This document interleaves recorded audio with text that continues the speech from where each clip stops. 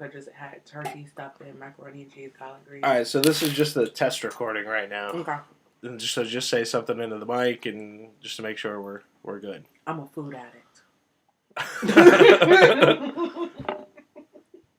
Just say like testing 1, 2, testing three. 1, 2, 3 testing. Okay. I had diarrhea with something like this.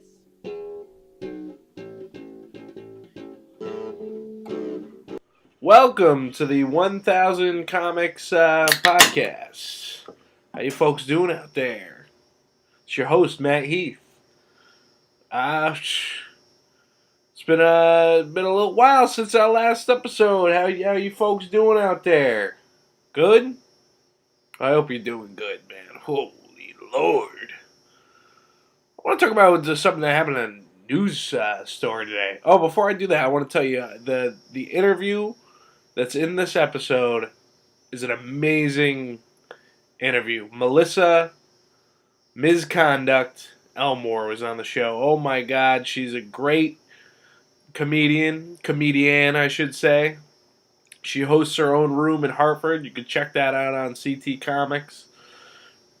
Look her up on Facebook and do if you're an aspiring comedian, do her open mic. She's a very warm hearted person.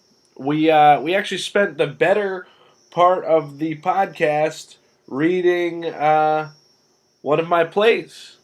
My play, and I've advertised it here on the show before. My play, Scared Out of the Dickens. And so you're in for a treat. It's about an hour. You know, it was supposed to be just a segment, you know, how we usually do the segments on the podcast here where we do a little comedy skit in between the typical interview, but Melissa seemed to enjoy my play, so we just read the whole thing. We did a reading. She plays the main character, Ms. Jacobs, and I do pretty much every other character. So please check out that interview. You're going to enjoy it. And if you haven't bought Scared Out of the Dickens, a copy of the book, you can buy it on Amazon.com. Now, I want to talk a little bit about something I saw in the news today. I read in the news. It's bothering me. It's really bothering me. It's this woman who has seven foster kids. She adopted 7 kids, and the reason she's able to have so many kids is because she got rich off of putting these kids on YouTube. And now she's in the news because she's abusing these kids. Now, I feel like, how did we let it get this far? How did we let this woman adopt? You know, how did, as a society, let this woman adopt so many kids in the first place? And the fact that she's whoring her children, basically, turning them into slaves for the entertainment of the world, and then profiting off of that is a horrendous thing. I don't understand how, I think it irks me as well, just because there's people out there like me that do these podcasts, and they put a lot of work into their online content. And then there's these assholes out there that'll just take videos of their kids and whore out their kids, and then, by just posting the video of them online. And then they make millions off of these videos that instantly go viral. Meanwhile, there's these people that are using the internet for their voice, and I'm not just talking about me, but I'm talking about people like me. There's people that work hard to make good online content. I don't know. I just think it's wrong to whore out your children on the internet. I mean, she wasn't making child pornography or anything, but she was, in the sense that you whore out your children for just the purposes, just for your own financial gain. I don't know. Look her up. She was in Kentucky or something, and she had seven adopted kids. Not even whoring out her own children, whoring out her adopted children. Like that's some kind of I don't know. It's like we're living in a brave new world, folks. We're living in a brave new world. Not literally. We're living in figuratively, meaning the book Brave New World. Oh, anyways, please enjoy my interview I had with Melissa Mizzconduct Elmore.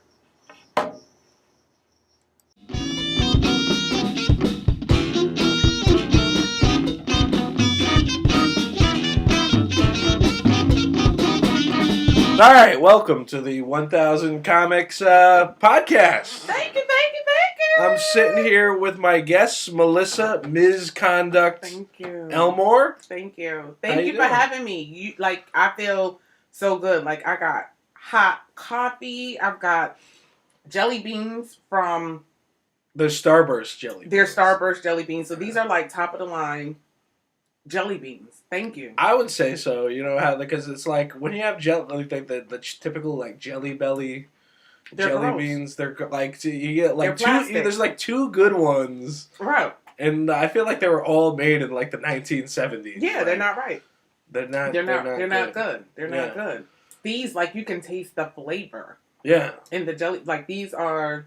They taste like candy. Like, they don't, like, it takes the mystery out of it. Right. You know what I mean?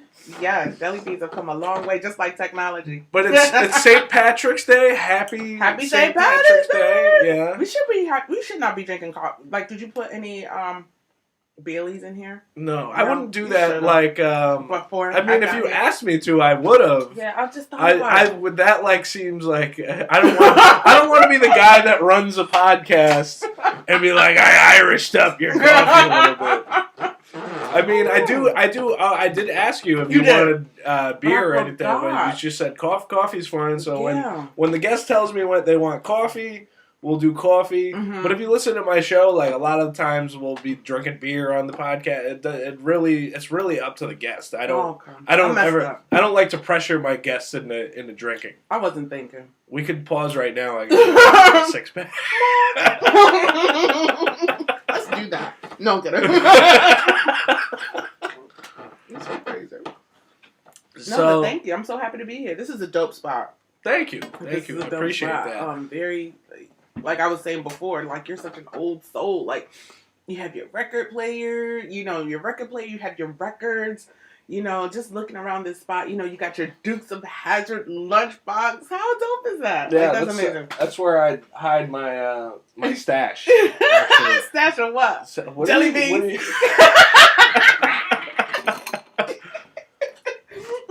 I don't know. Exactly. Yeah.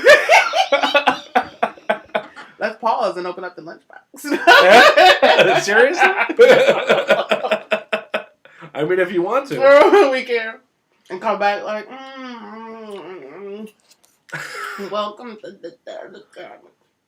That's sometimes how the intros go. That's sometimes how the monologues go. That's dope. But, yeah, so you're one of the few people that I've had on the show who I've not met before having on the show. Right. So how does that feel? I thought about it on the way over here. I'm like, oh my gosh, I've never really met Matt. So I'm glad that you're a cool person. Did it make you nervous? Were you like, oh man, what if he's like some kind of like psycho? I don't even know. Well, of course that runs through my mind. I think that's everybody's mind. But I feel like God, has his arms. That runs through everybody's mind. What if Matt Heath is some kind of psycho? Yeah. Matt, you got a bad reputation on the line, man. No, I'm kidding. No, but I mean, there have been some things said. Tell me, man. Hennessy Williams, my first guest on the show, used to call me the social media pariah. What? Yeah. It was. I had a little bit of a bad reputation at one point. Mm-hmm. Did you Irish up her coffee? I didn't Irish up anybody. No, I'm joking. Okay. Only my own coffee. No, okay. No, we talked on the phone. We text. I felt a good vibe. So I'm like, this dude's got to be a good person. The only thing I was kind of worried about was maybe, like our vibe and stuff like that. But I think we're doing really good. So I'm excited. Well, Yeah. but I think it's interesting how we did start communicating, because I think it was like through a thread on Facebook where it's like, I don't know, we just thought each other were funny, and then we started messaging. I think I messaged you down in Florida. You messaged me like asking me about a show or something. I'm like, I'm down in Florida, so that's impossible. But you're like, I'm in Connecticut now. Yeah. Oh like, yeah. Okay, Yeah. what's up? I think it must be fate, because what happened was I'm doing a show for my birthday. Right. Which is gonna be on May 3rd, I think. Yeah, May 3rd. It's gonna be on a Friday. At the Kabbalah House. So if anyone wants to come. So, and I had a couple guest spots. Where's the Kabbalah House, so people know if they? The Kabbalah House is in Hartford. It's on Albany Avenue in Hartford. So if you're interested in coming, just come on out. It's gonna be a great time. It's a comedy extravaganza because we had 10 comics on the show, and I'm super excited. Wow. We're going to be laughing all night, so I'm excited. You look real excited about this show. I really am. You host your own open mic, right? I host my own open mic also at the Kabbalah House. Okay. Yep, every Wednesday. And I love it. It's such great energy. I feel that it's a real open mic. So you being in comedy, right? Yeah. I don't know if you... Tell me how you feel. Like, when you go to an open mic, you still feel that pressure to, my air quotes here, to do well. And not really... sometimes you don't want to practice the new material because you don't know how other comics are going to perceive it. Right. I feel like other comics judge me harder than... Yeah, sometimes an open mic can have an atmosphere where it's like the comics, like you're getting judged too hard by the comics. Yes. Or I think an open mic really depends on the host. If the host is like, because there's been open mics that I've gone to where it's like the host will make fun of every comic as they get off stage. Where it's like, I don't know if you do that because I've never seen you host, but I don't think that you really do it. You don't seem like I don't make fun of people. I think I make fun of them before they get not make fun of, right? But I joke around with people. I like roast. to make people feel. You roast? No, you don't roast people at all. No. I'm not a roaster. And you're not a roasting comic? I'm not a roasting comic. I am a storyteller. Right. I like to tell stories. Okay. About, what's happened to me, what's happened to my friends, and I like to exaggerate them. Right. Like, I think that's more of, who I am. I'm not really good with, like, impromptu stuff. I'm not good at, like, crowd work, stuff like that. I'm more of, like... I have my set and what I'm going to say. I have my story, what I'm going to tell. Right. And then that's what I normally work with. How long have you been doing stand-up for? So, I've been doing stand-up for a year and 4 months. A year and 4 months. I'm a newbie, I think. I think I'm still considered a newbie. I think yes and no, because I think a lot of people a year and a half in wouldn't have, like the know-how or the skill set to start hosting. Right. Yeah. I think I'm the type of person where I'm a fast learner. Right. I'm the type of person when I try something I really want to do well. And I think that I also have a lot of support. I think people like me for some strange reason. Maybe because I don't roast them. We're talking about that. I don't know. But I feel like I have a lot of support. I watch. And like I said, I'm a fast learner, and I really enjoy comedy. I've always been a naturally funny person, and I think a lot of comedians are, like naturally funny. But it's different when you're doing stand-up, or you're doing a podcast, or you're doing anything else that someone would pay you to do. It's different, right? But I still consider myself a student. I don't by any means feel like I know it all or even half of it. I learn every time I get on the stage. When you say you consider yourself a student, did you start with a comedy class or did you start with an open mic? No, not like that. I mean like a student of comedy. Like I'm always learning. I learn from other people. This is my first time doing a podcast, right? So I'm learning, like how to do a podcast. I'm learning, how to be interviewed. Like I'm learning. I think you're a natural in front of the mic, so it's Probably. yeah. That's what I mean. Like I do have a lot of natural abilities that people can't be taught, but I'm also still learning too. You know what I mean? It's a lot. Yeah. It's a lot to learn. It's a lot to learn. You also have to deal with different personalities, just like any other Right. job that you have. That was a little bit disheartening. I don't know if disheartening is the word, but you would think that like in comedy, everyone's just having a good time, everybody's happy. Yeah. But no, there are crazy people in comedy too. Yeah. Well, I think that's one of the things. It's like you don't realize it's actual work until you start doing it. Yeah. And it sucks because you have to put forth a lot. And the reward, the monetary reward, is not always what it should be, but. Right. It's just something you just got to keep trying. And it's fun for me, right? I'm having a great time. How long have you been doing the open mic? So I've only been doing the open mic since February. All right, I got to check out this open mic. It sounds like it's a good time. So yeah, I really like it. I love. Who are some of the regular comedians that are? So some of my regulars. Yeah. Mo Green. Oh, Maurice hey, more. Maurice we actually started maybe the same week. Get out, doing comedy about 6 together? years ago. Yeah. Oh. And he used to go by. He actually used to go by a stage name, Real Time. No. Yeah. He used to call himself Real Time, and I think yeah. That's funny to me. I'm sorry. Well, it's like you already have an awesome name. Mo Green is like.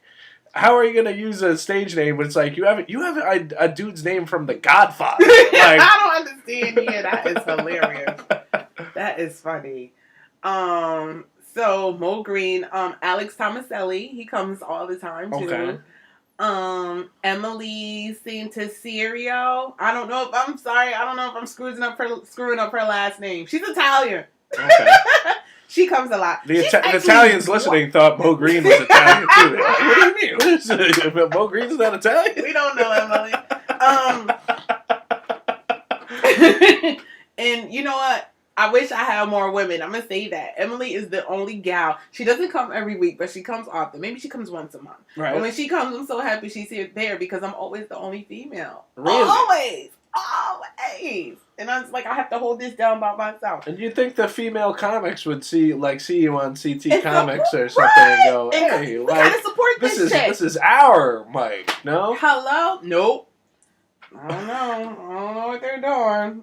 Right, but it is what it is. I'm just happy that folks come out. It's just, sometimes when they start, women bashing, I'm like, where's my help? Like I can't take this team on by myself. But anyway, Cliff Mula comes, Ish I Gupta. haven't seen him in a long time. The last time I think I saw him was in New York, I think. Cliff Mula? Yeah. Yeah, he comes from time to time. I actually, I did a show for him. He booked me to do his birthday show, which was at the Elbow Room. Right. In West Hartford. I think it was in January, and it was such a good night. It was such a good night there, yeah. So that was good. Andre Shorter. Did you host or were you No, I just had a set. Yeah. It seems like every poster I see you on, you're hosting. It's like, wow, it's like they get this girl to host a lot. I think because of my personality, like I'm just upgoing, upbeat. I just like to have. I did Toastmasters when I was in high school. I don't know if that helped, but I've always been good at like public speaking and speaking in front of other people. So. Right. Some people are just natural hosts, like Cedric the Entertainer, and like Martin Lawrence. Like it's just like. It's like they excuse me. It's like if there's a show, they should be the one hosting. They should be the one hosting, You right? know what I mean? Yeah. I think it's sad what happened to Kevin Hart, how he had an opportunity to host, I think it was the Oscars. Yeah. And it was the first year the Oscars didn't have a host because of this. And it's like he backed out. But the thing that bothers me about that is he made fun of gay people on and it's like that's the reason he didn't want to do it because of all this social media, people going after him for it.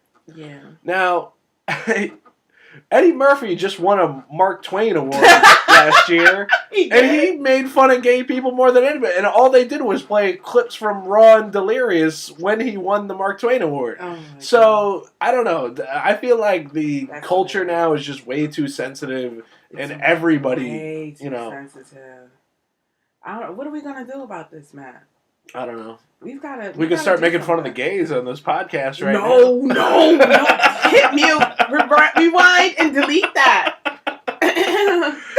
No, we don't have to make fun of the gays. No, but transgenders, you want to make? No one. We're a melting pot. But that's the point. That's my point. I can see the fear in your face. Yes, I can see the fear in your, and it's like if he starts making fun of the gays on this podcast, we're gonna have to get up and leave. Yeah, you're gonna have to hit the mute button or something.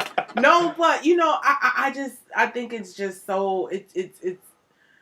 People are allowed to make mistakes, right? And not even to say it was a mistake. I mean, he was talking about, when I say him, I'm talking about Kevin Hart, going back to Kevin Hart. He was talking about his kid and how he didn't want his kid to be gay. And I heard the joke, and I think the joke is hilarious. I think it's funny. I don't think he's saying, oh, gay should be killed or gay should be outlawed or gay. He's just saying he doesn't want his kid to be gay. And I don't think there's anything wrong with saying that in a joke to make people laugh. The audience laughed. But it's didn't Tracy Morgan just get in trouble for almost the exact same thing 5 years ago? Tracy Morgan? Yeah, he had a joke about how if his son was gay, he would beat him. And he would beat him until he was straight. Okay. And so Kevin Hart didn't say anything about violence. I mean, I'm not trying to say that obviously I chuckled. I thought it was funny. Right. But just to defend Kevin Hart, I just don't think that he should have not been allowed to host. He didn't say anything about beating his kids. You know what I mean? It was just funny. But here's the other thing. Seth MacFarlane hosts the Oscars, and Family Guy makes fun of gay people all the time. All the time.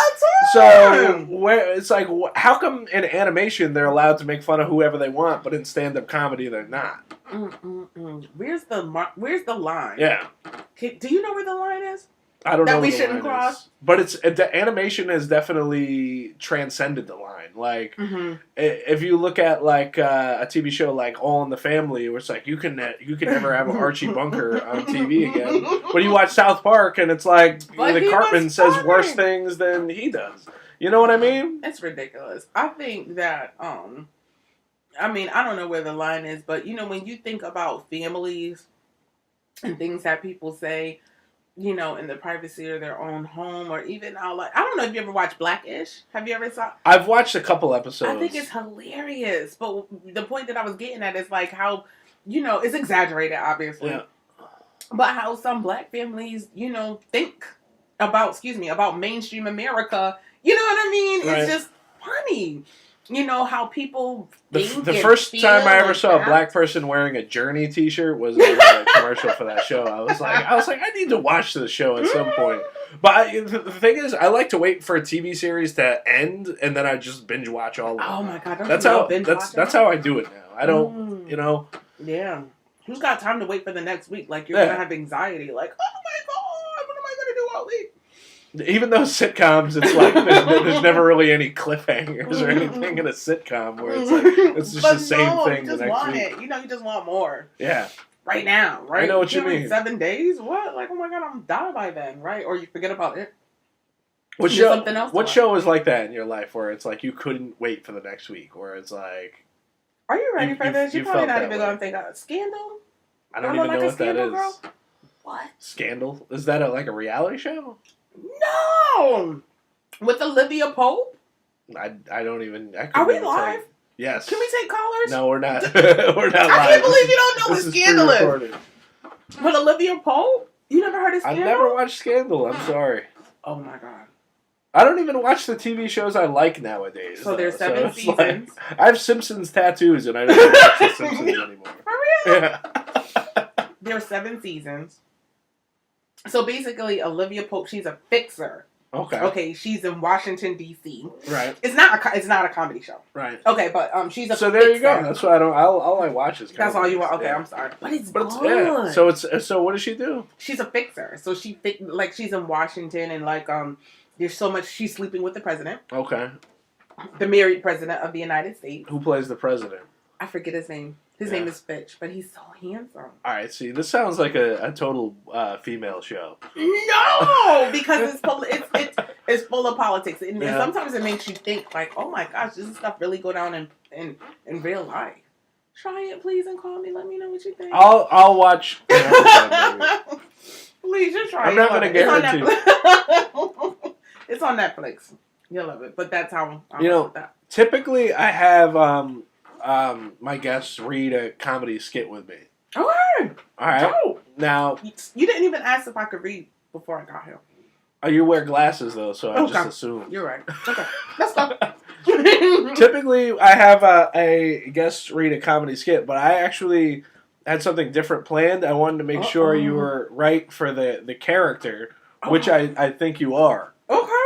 I wrote a play some time ago, and I actually think your voice would fit very well for the main character of this play. Yay. Would you be interested in reading maybe a few scenes of the play? Absolutely. Yeah. Let's do it. Okay. So it's a Christmas play, which is kind of not really fitting for St. Patrick's Day. I know. Oh damn! Where's the other copy of it? I got 2 copies of it. Hold on, one sec. All right. Keep the audience entertained for a second. Okay.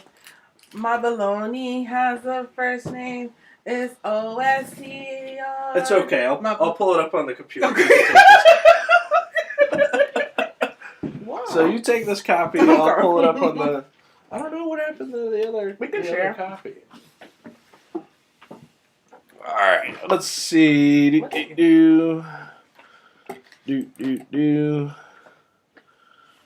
All right. The name of the play is "Scared Out of the Dickens," and it's a parody of Christmas Carol. Okay. The main character is a female black woman. Mm-hmm. She's a teacher. I would assume she's about your age. How old are you? 41. Okay, so definitely the. Okay. I didn't want to insult you by asking, and then. How old do I look? You look 30s. I would say. I would guess. Yes. I heard that. All right, so we can start with the first scene, Act 1. So am I Mrs. Jacobs? All right, so yes, you'll read for Miss Jacobs, and I'll read every other character. Okay, cool. Okay. The clock clicked slowly. Tick, tick, tick. The students stare at the clock, as does the teacher. All right, class. Remember, over winter break, you'll have 14 SAT prep assignments. All of the students moan and groan. Ah, come on. Yeah. But Miss Jacobs, that's an assignment for every day. Yes, and they are to be completed by midnight every night. You'll get your grades in the morning. But that means we even have to do SAT prep work on Christmas. And New Year's. And Christmas Eve and New Year's Eve. Kids, there's something in the world called time management. If you figure it out how to manage your time, you can do whatever you want with the rest of it. What a bitch. You don't hear that, though. It's more under the breath. Like, what a bitch. Mm-hmm. I think she needs to get laid. What did you say? Nothing. Okay. The bell rings, the students leave, cut to the teacher's workroom. The scene opens with Ms. Jacobs sitting in the teacher's workroom with Mr. Hollow, the math teacher. Miss Jacobs goes to the copy machine. Am I going to get laid? Okay, I'm sorry. Go ahead. I was getting Did you want to ruin it for him? No, I'm sorry. I'm like, oh my God, Mr. Jacobs. Mr. Hollow. Woo! Okay, go ahead. All right. I'm sorry. Miss Jacobs goes to the copy machine and starts making copies. I've been here before. Okay, I'm sorry. Go ahead. You're Mr. Hollow. We're not reading the scripts for an adult movie. Sorry. I'm sorry. So, what are you doing over Christmas break? Sorry, over winter break. Over winter break. Gotta be politically correct nowadays, right? Yeah, well, I'm going up to Connecticut. Hey, like that movie, Christmas in Connecticut. You got family up there? No, not really. I guess it's just more of a tradition. What do you mean, not really? Well, Roger, if you must know, both of my parents died a few years ago. Sorry to hear that. It's all right. You didn't know. You have any siblings? I have a brother, but we really don't talk anymore. Why not? He's a drug addict loser. Sorry I brought it up. So what are you doing up in CT besides freezing to death?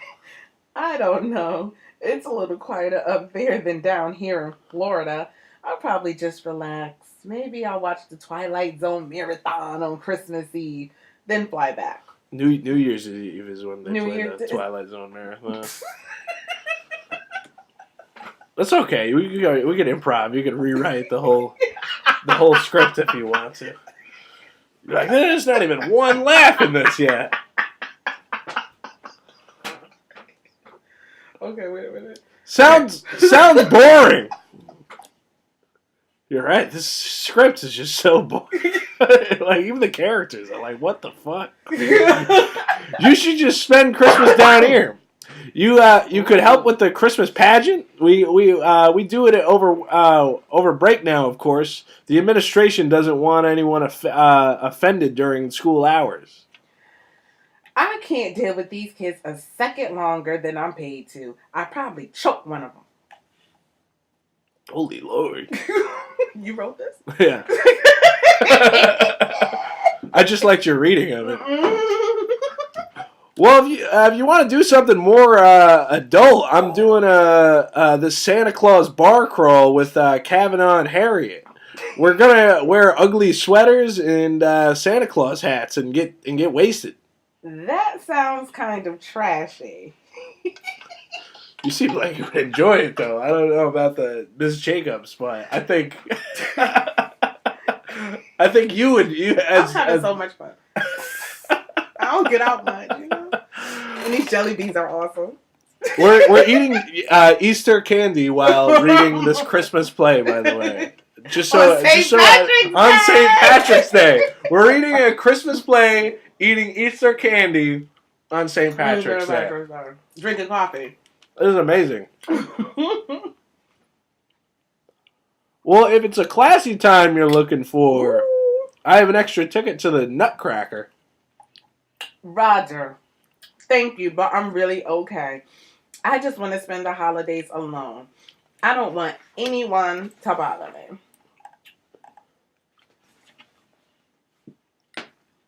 Okay, Miss Jacobs. You know, I miss the way things used to be around here. You've been here as long as me, right? 10 years. I'm starting to lose faith in the education system. After being a part for so long, it just seems to get worse and worse. What do you mean? You're a math teacher. 2 + 2 is still 4, isn't it? Please excuse my dear Aunt Sally. That's still a thing, right? Well, math hasn't really changed. That's why I'm still around. But it seems like they've taken all the humanity out of the humanities. It seems like all the administration focuses on is standardized testing. I remember when English class was measured by emotional intelligence. You know something, Roger? You're not an English teacher, so why don't you mind your own business? That's good improv. I like the You growl. like that? Jeez! Sorry! You know who I always miss this time of year? Who? Scott Dowd. You remember? He was my mentor. Of course I remember him. He was something else around the holidays, though. He'd put up a tree in his classroom, ornaments, candy, lights. He'd teach the kids how to make those paper ornaments, and they all had poems on them. He used to teach a Christmas carol every year too. You remember that? Of course, I remember. You remember the typo? That was. Of course, I remember. Wow. Why don't you do something like that? Are you crazy? Because I like my job. Thank you very much. You like having a job, but do you like your job? You know, you're starting to get on my nerves. So what's your favorite episode of The Twilight Zone? The one where the guy was a prisoner from Earth, but instead of life in prison, they sent him to this asteroid and he just lives a life of solitude until these damn astronauts show up and give him this damn robot wife to live with. Doesn't he fall in love with her? Yes, cursed with the life of monogamy. What an ill fate indeed. Great twist ending. I don't know if that's how it ended. What was your favorite episode? And please don't say the episode with the monster on the wing of the plane. No, that's not my favorite one. Then what is it then? The other one was Shatner. The one his life was controlled by the fortune teller? Good, because that monster on the wing of the plane episode is such a cliche. I can't stand it. If I see that episode one more time, I'll go insane. Calm down. Maybe you need that vacation. Well, I'm done here anyway. I'm just going to check my email and get out of here. All right, well, Merry Christmas. Bah, humbug. Talk about your cliches. All right, so you want to keep going? Yeah, you. Yeah, sure. Let's go. I want to go to the end. Yeah, really? You want to read the whole thing? I know it's long, but I'm curious. Can I take the book home? If we can, Yes, that book is my gift to you. Yes. All right. Miss Jacobs sits down at her. This is Act 1, Scene 3. Mm-hmm. Miss Jacobs sits down at her desk on her computer. The computer takes moments to load. Come on! I want to get out of here. All of the emails have been checked in the inbox. I guess I can leave now. An email pops up reading sdowd@sunnypoems.org. Hollow. If you're playing a prank on me, it's not funny. Miss Jacobs clicks the email. A big screen pops up that says download. Well, I'm not clicking this. It could be porn for all I know. I knew this was going to get good. All right. Messenger pops up. So these are typed messages. It's not porn. No. This is the message. This is the message you're reading. So I'll read it to you. Oh, okay. My bad. It's not porn. Damn.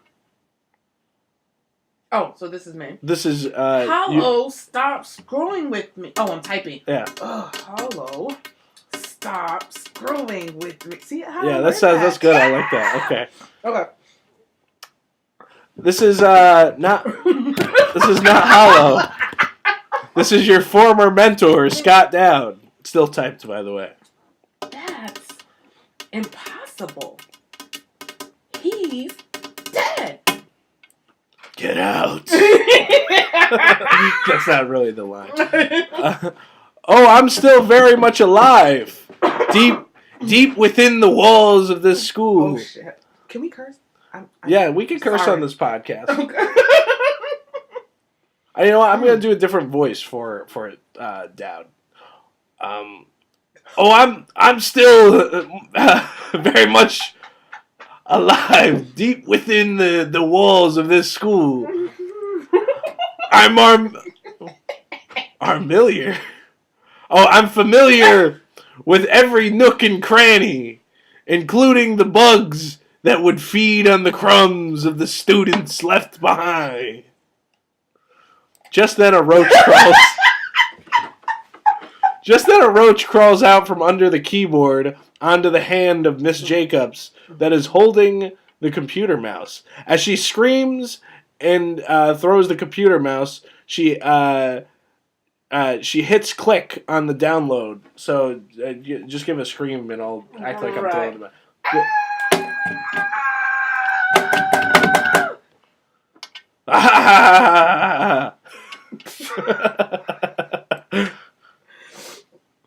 All of a sudden, a real-life image of a ghostly figure starts appearing digitally. Ooh. Very slowly, the ghostly figure is extremely large in stature. This is not a sluggish oaf of a ghost, though. As his form struggles to take place, it is clear that even in its previous life, this was a big fat dynamo. Holy Lord! This is extremely painful! Why did I agree to do this?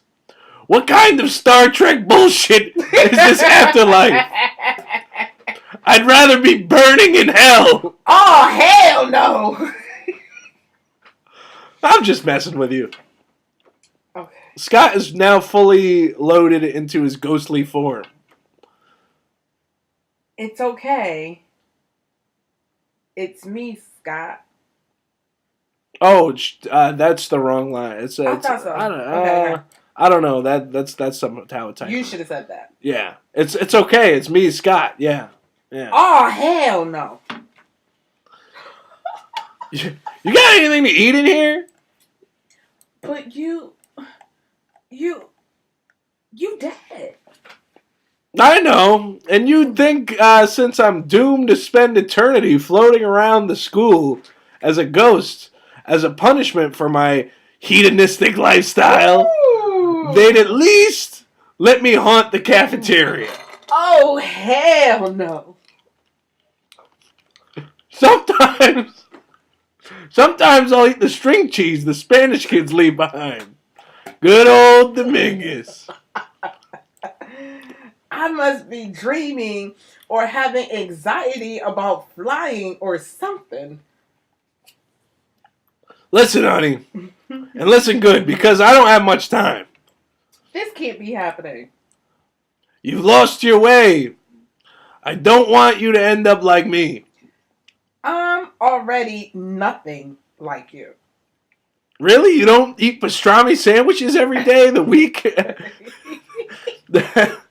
Every day of the week and have constant snacks before dinner, which is usually a whole pizza?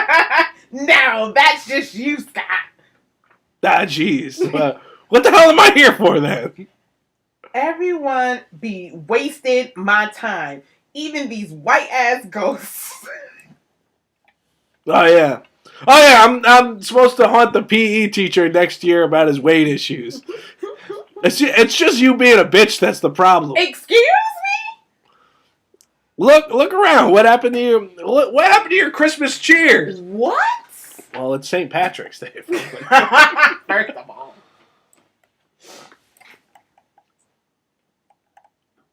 You could have at least given the kids some candy canes or some Hershey's Kisses or something. It's always food with you. No.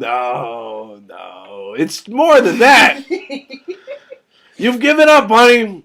You've lost your way. The SATs aren't until March.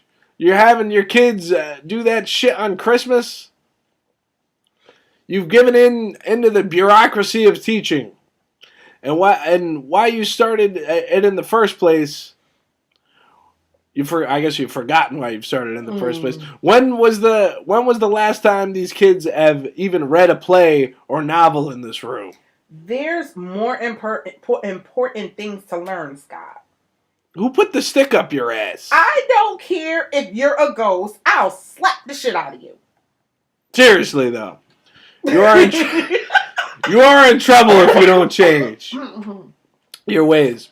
You've successfully secluded yourself from the world. You stopped caring about your students, and you don't give a shit about your family or what's left of them, anyways. Whatever, Scott. Just listen. You're going to be visited by 3 ghosts: Christmas past, present, and future. You read the book. I know. I taught it to you. I know I'm dreaming. It's all good. Scott does the Star Trek hand gesture that Spock does. Live long and prosper, Ms. Scrooge. Scott disappears digitally. Ms. Jacobs stares at the computer for a moment. Even in death, this man is a total nerd. Miss Jacobs' phone starts to ring. She picks it up. Hey, have you left yet? This is Hollow now talking. Okay. No, why? Oh, I just wanted to tell you to have a safe flight. You're afraid of flying. You know something? I am too. If you start to hyperventilate, just breathe into the barf bag. Unless you barfed already. Lord knows I made that mistake. Will you shut up for a second? I'm trying to tell you something. Oh, I know exactly what you mean. I have feelings for you too. I don't have feelings for you, idiot. I'm trying to tell you something's wrong with me, okay? A computer glitch of the mind or something. Maybe I saw The Matrix too many times. I'm leaving my phone here in Florida for the week. No emails, no phone calls, no technology. I just want to be left alone. Well, since I'm not going to speak to you, Merry Christmas. Miss Jacobs hangs up the phone, then throws it in the trash. She shuts off the computer, leaves the room, then locks the door. God, it stinks in here. That's the ghost saying that. All right, and then we're cutting to the airplane. Cut to the airplane. Oh, You still want to keep going? it's up to you. All right. No, yeah. Yeah? It's up to you. You're the one. Cool. I've read it 100 times. Well, clearly not, because I didn't fix the typos. The scene opens with Miss Jacobs sitting in the plane aisle, looking out the window. The pilot comes over the intercom. This is your pilot speaking. Spirit Airlines. Yes, this is Spirit Airlines. Not only do I make fun of 2 major things in this play, and it's the school systems and Spirit Airlines. The scene opens with all right. Oh, this is your pilot speaking. Thank you for flying, Spirit Airlines. I didn't know when I saw the Will you please fasten your seatbelts and enjoy your flight? 3 flight attendants walk in out the aisles and planes. I thought I was reading the stage directions. I was giving you a break. They all start doing flight attendant procedures. The one who's speaking and standing in the back is an older blonde woman. She's in her 60s, but her plastic Hollywood skin makes her look like she's in her 40s. She's also have a bit of an annoying southern accent. If you take a look in your if you take a look to your left and your right, there are emergency exits on both sides of the aircraft. The second flight attendant was your typical flamboyant gay male flight attendant. It was clear that his token homosexual was the one that came with the synchronized choreography of the pre-flight briefing. In the event of a... I try to do it again. Gay. Flamboyant. Flamboyant. All right. Channel it. Channel it. It shouldn't be that hard to tap into. Richard Simmons. In the event of a water landing, your seat may be used as a flotation device. You did it! That was totally Richard Simmons. The third flight attendant was standing closest to Mrs. Jacobs. She was wearing white She was wearing white, opposing with the other flight attendants who had the typical black Spirit Airline uniforms. Her heavenly white uniform made her smooth, chocolatey skin glow. Her full lips were so glossy and red, even a woman as straight as Miss Jacobs began to crave a cherry Cornell. Holy Lord. Is someone getting laid? Um, Okay, don't tell me. it's hard to say. This is a Christmas play. So. Okay, Matt. That's right. I'll keep forgetting. If oxygen is needed, please make sure you make your mask is secure before helping others. This concludes your pre-flight briefing. The first and second flight attendant exit the scene into the back hallway. The third flight attendant walks up to the empty seat next to Miss Jacobs and sits down. She has a name tag and says "Pass." So now it's Miss Jacobs. That's me. That's an interesting name. Your name is Past? Okay, so this is me doing the Yep. flight attendant. Mhm. It's a woman. With the all white instead of the black. Yes. And okay, so this is going to be harder to tap into, but I could give it a shot. That's right, honey. My name is Past Jones, actually. Not to be confused with my sister Fast Jones. Oh, Lord. My family would call her Fast and Easy Jones, though. It was a bit of a nickname. I always like it when a nickname is longer than the actual name. Me too, honey. Anyways, I just wanted to tell you that everyone around you thinks you're crazy because you're the only one that can see me. Excuse me? Well, honey, I'm the ghost. Okay. Miss Jacob picks up the barf bag from the seat in the front of her and starts breathing in it as if she's hyperventilating. Relax, baby. First of the three Spirits Airlines is gonna take great care of you. A buzzball. What is it? Limerita. That's what they serve on Spirit Airlines. Okay, a buzzball limerita appears in front of Miss Jacobs. Miss Jacobs drops the bag immediately and starts drinking.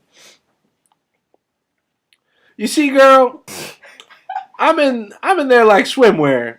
With all these other worldly powers, I don't have to be bumping nobody's elbows with no big ass drink cart. Miss Jacob finishes her drink and is now calm. Miss Jacobs, if that's really considered an advantage in the afterlife, you're giving me a hell of a lot to look forward to. Don't worry, you're not dead. Not yet, anyway. I'm taking you someplace else. I get what you're doing. You're taking me to the past.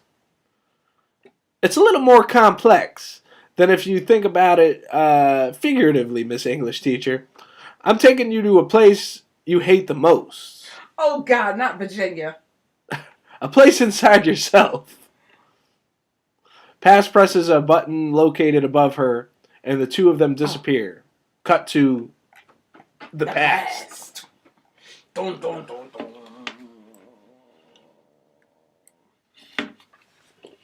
Yeah, I think you look interested in it. I guess we'll keep going. I want to act this out. Yeah? Yeah. Like, let's get characters, scenes. Yeah? Would you get a stage somewhere? Yeah. I could be like the next Tyler Perry. I know! Yeah. Could you imagine? You like to write? I do. This is like my third play. Really? Yeah. Have you That ever I've written. acted I've never put them on or anything. Why not? I don't know. I just haven't I had the opportunities, I guess, or Right. I just work a lot, so. Yeah, I get it. The scene opens in a classroom. All the children are smiling and laughing. The classroom is covered in Christmas decorations. There's a Christmas tree covered in ornaments. All of the children are eating candy canes. A young Scott Dowd is standing before the class holding a copy of A Christmas Carol. He is wearing a top hat and fake sideburns, fitting in the appearance of Ebenezer Scrooge. Even though he is young, he still appears too fat for his age. Perhaps Scrooge could not have told anybody why, if anybody could have asked him. But he had a special desire to see the spirit in his cap and begged him to be covered. Why do you think that is, kids? Invisible to everyone else, the ghosts of Christmas Past and Miss Jacobs stand before the classroom. Dickens didn't even get it half right. I mean, have you seen me? Bam!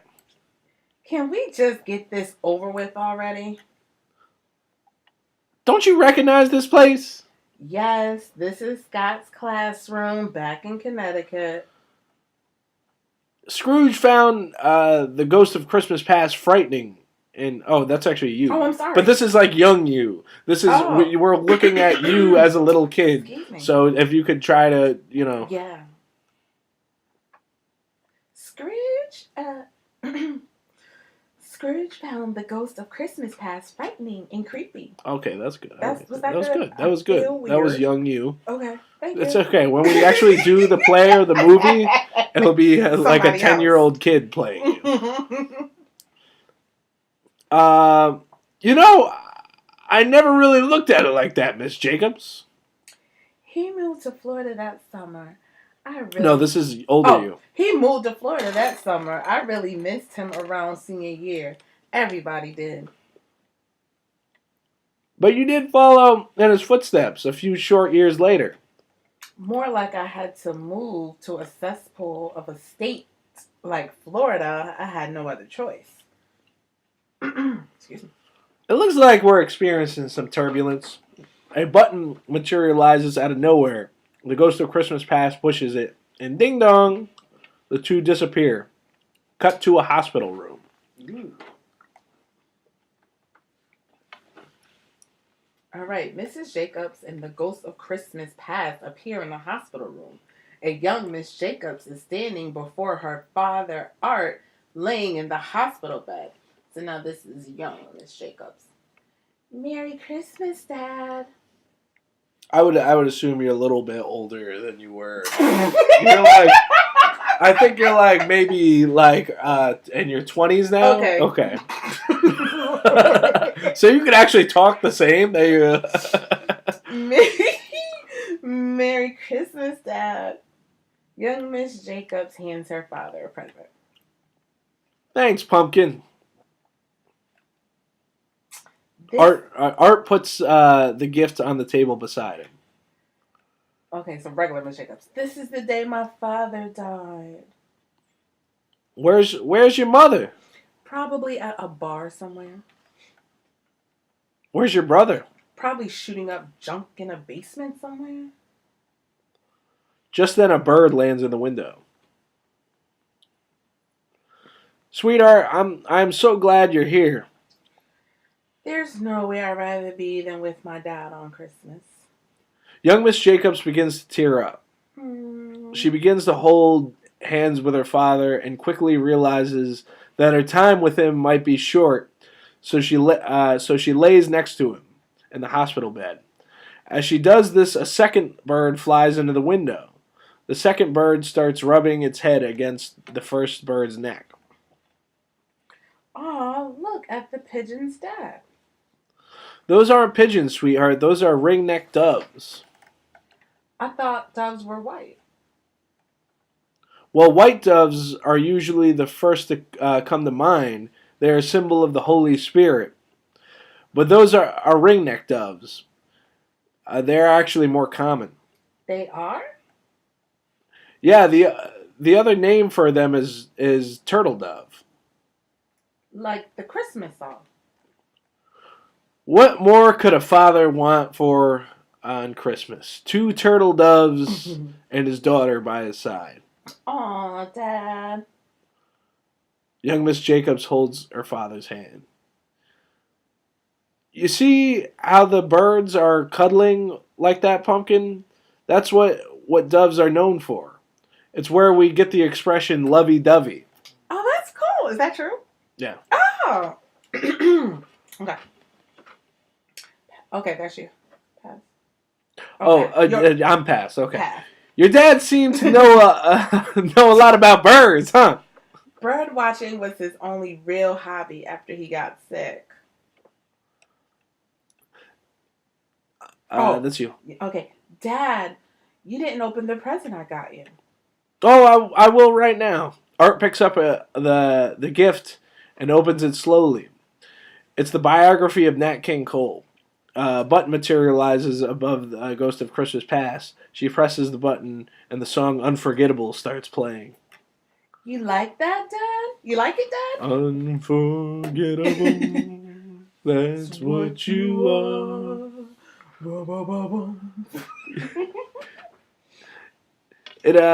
I love it. It reminds me of a Christmas story. What story, Dad?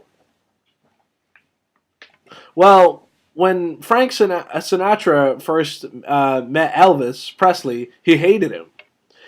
And the last thing he said to him was, "Stay away from Christmas music, kid. That's my territory." Why did you think of that?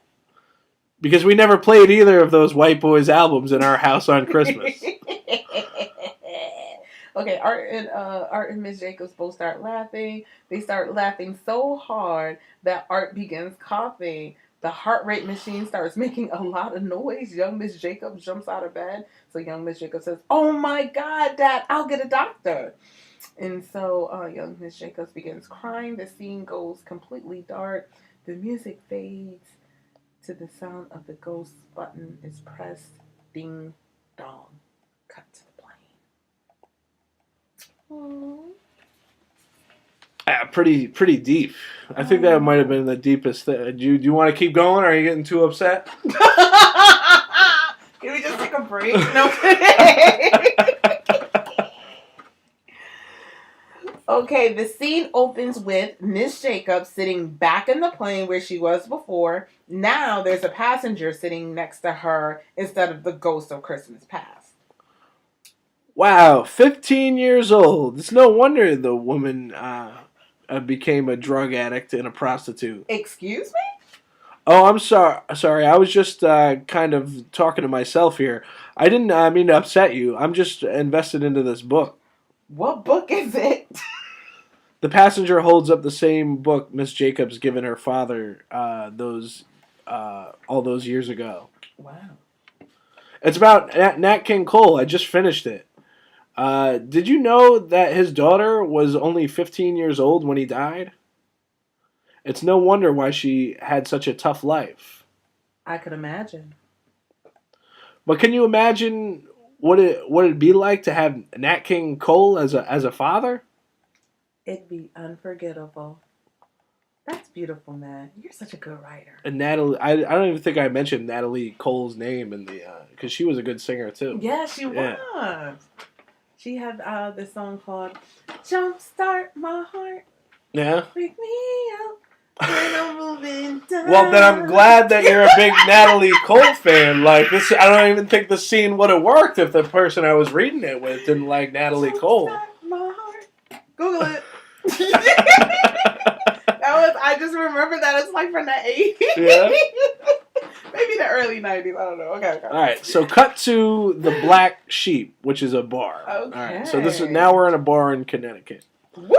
Because it's St. Patty's Day. And it is an Irish pub. This is actually based on a real place in Niantic. Really? Okay. The scene opens up in a bar named the Black Sheep. It is a dimly lit Irish pub. All right, finally, we got the St. Patrick's Day theme going. Woo! The place is lightly decorated for the holidays. As Miss Jacobs walks in there, are people exiting the bar. As Miss Jacobs approaches a seat, the only two people left in the bar are her and the bartender, Tim. Right. Sorry, lady. We just did last call. Hey, Tim, it's me. Oh, Jacobs. Hey, how you been? Well, I have to admit, it was a long trip. Well, let me pour you a beer. Thank God. I was getting worried there for a second. Tim starts pouring Miss Jacobs a beer. Where is everybody anyway? What do you mean, where's everybody? It's Christmas Eve. Everybody is home with their families. Well, there used to be a lot of us hanging here out on Christmas. Why am I lost? That was a long That was a long time ago, Miss Jacobs. What are you talking about? I fly home every year. I do it just for this. And you always say you're going to stop doing this every year. That's not true. Last year we had a great time. Tim. Last year was just me, you, and Megan. And Megan was only here because her in-laws were at her house. Oh yeah. Jacobs, you have to stop doing this. You can't fly all the way up here just to spend Christmas in this bar. It's not just to spend time in this bar. I'm here to see you. Jacobs, you only see me once a year. You don't call. We don't talk online. Did you even know that I have a wife and kid now? I have to go home and build a dollhouse. Times have changed. Wow. You're right. You know, you should come spend Christmas with me and my wife. You're going to love my daughter.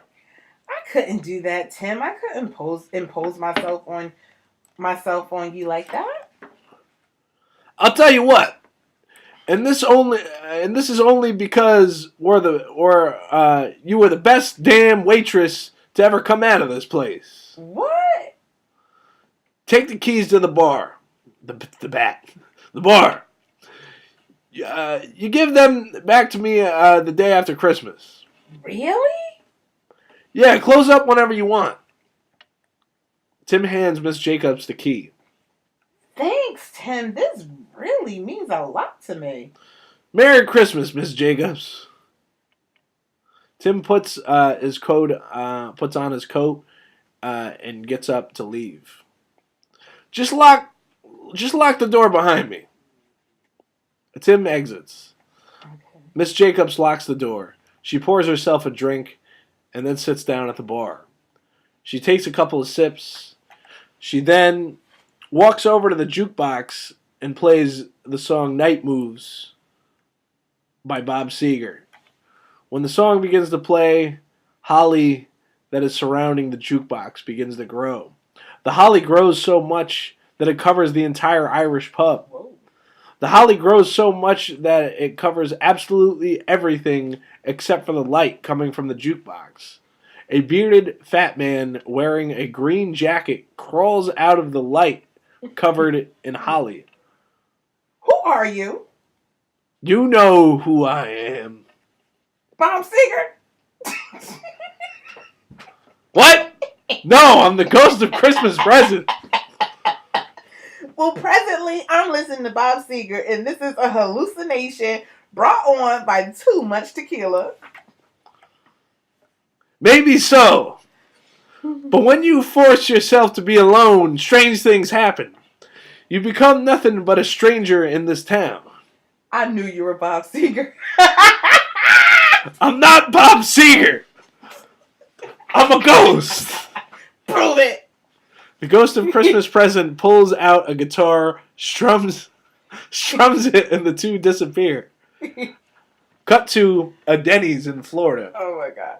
The scene opens with Miss Jacobs and the ghost of Christmas Present standing before a table at Denny's watching a waitress take Mr. Hollows' order. The waitress has leathery skin and sounds as if she smoked a billion cigarettes in her lifetime. You ready for this? How you doing, hon? You want me to be Mr. Hollow? You know, I can do both. Okay. I'll do both. How you doing, hon? Fine. Could I have another cup of coffee? Sure thing, hon. What's a pretty thing like you doing here on Christmas? Well, I had tickets to the Nutcracker, but my date kind of canceled on me. What is... Oh, no, that's you. What is he talking about? What date? Isn't it obvious? Well, hon, I'd be a date if I wasn't working. That's sweet, thank you. And to think you both could have had a classy evening watching legitimate musical theater. You know, and this is Mr. Hollow talking again. Huh? Right. You know, And he's looking for the waitress's name tag. Virginia. My dad used to take me to Denny's for dinner almost every year on Christmas. He never knew how to cook, and this was the only place open. Is that so? Yeah, kind of like Tim Allen and his son in that movie, The Santa Claus. Oh, that's the funniest thing. You know something about that movie? I don't think anyone ever notices about this one scene. The waitress at Denny's have pointed ears. It's like Denny's is some kind of portal to the North Pole or something. How about you and me?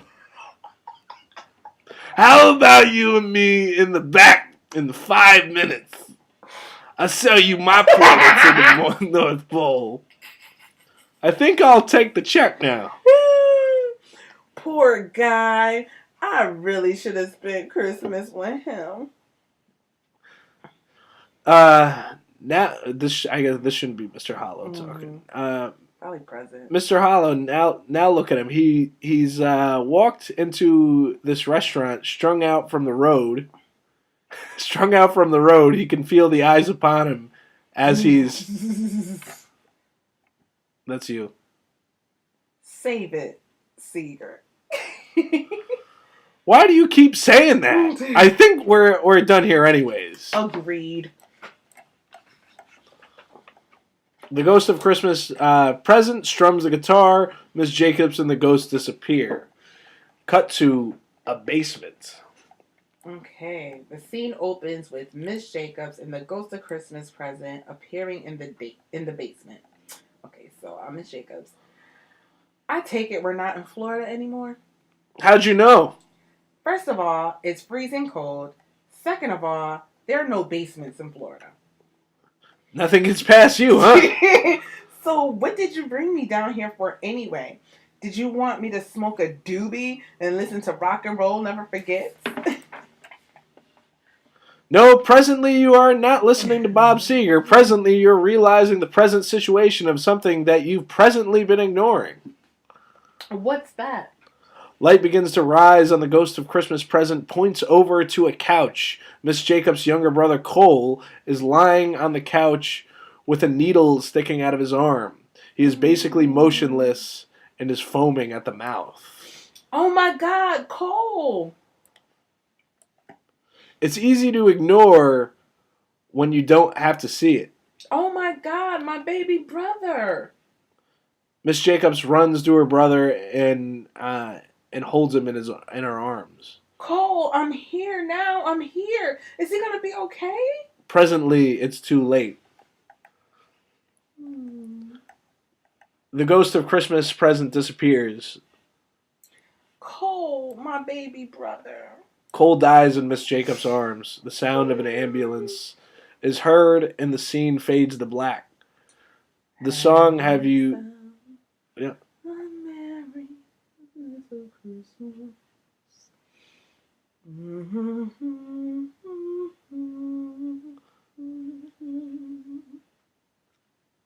Read the... Sing those lines, though. Through the years, we'll always be together if the fates allow. Cut to the play. Like I was in the moment. Oh my god! I wish we had like audio visual. Like you guys missed it. Like it was deep in here. All right, we're like almost. We could probably just read the whole thing at this point, right? All right, yeah, let's go. Okay. The scene opens with Miss Jacobs sitting by herself in a row on a plane. She looks at the flight attendants with fear that she might see another ghost, but all of them are different from the last flight. She stares at the plane window. All she can see is the wing of the plane and the pitch blackness that surrounds it. At least it's all over. It begins to rain. There's thunder and lightning. There's a little turbulence. It's okay. It's all over. Keep telling yourself that. Lightning flashes and a monster appears on the wing of the plane. It's not there. It's just my imagination. The monster begins to pull the wings off of the plane apart. Oh, hell no. So, as you can see, there was some foreshadowing with the Twilight I love it. Zone. Yeah. You're good at that. Yeah. You said, oh, hell no? I said, oh, hell no. The window of the plane becomes fuzzy, as if it was an old black and white TV that was broken.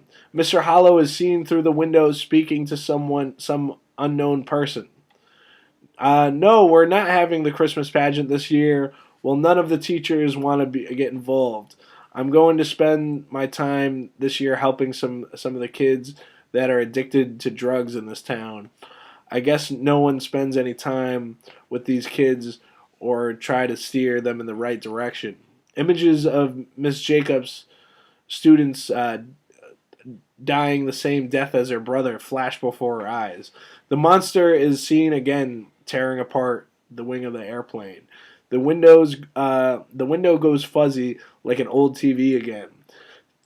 Tim the bartender is seen talking to some unknown person. Oh, Jacobs, yeah, I remember her. She was such a lonely woman. It's too bad what happened to her.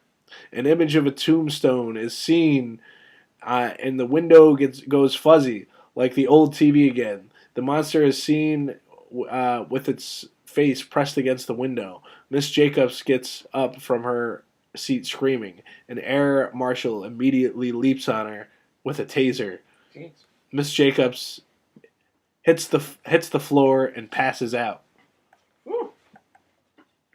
All right, the scene opens with Mrs. Jacobs in a hospital bed. Mr. Hollow is standing before her. Oh, good, you're awake. What? What are you doing here? Well, since you didn't have your cell phone, the hospital didn't know who to call. Luckily, you had your school ID in your wallet, so they called the school. I was one of the only adults there because we were working on the Christmas pageant. I can't believe you're here. Of course I'm here. I'd do anything for you. Oh.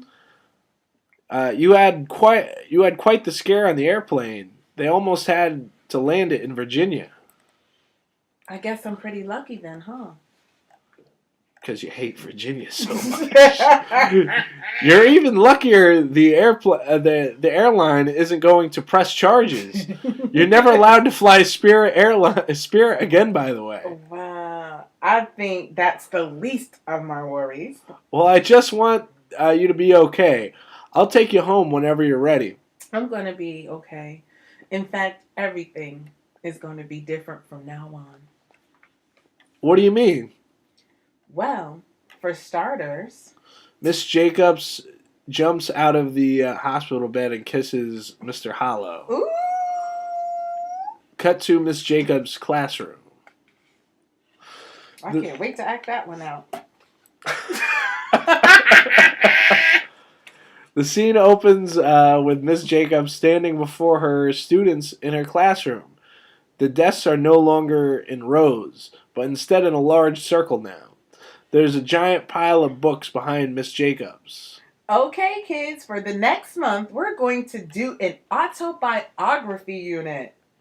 Miss Jacobs, are you ever going to grade our SAT assignments? Don't worry about it, Michael. I just want you to worry about picking a book that speaks to you as an individual. What do you mean? Well, I want to know what inspires you kids. I want you all to be free to read and write and express yourselves. Oh. So grab a book. All of you, don't be shy. As the children all go to pick out a book, Miss Jacobs picks up Nat King Cole's biography. Just then, a turtle dove flies into the window.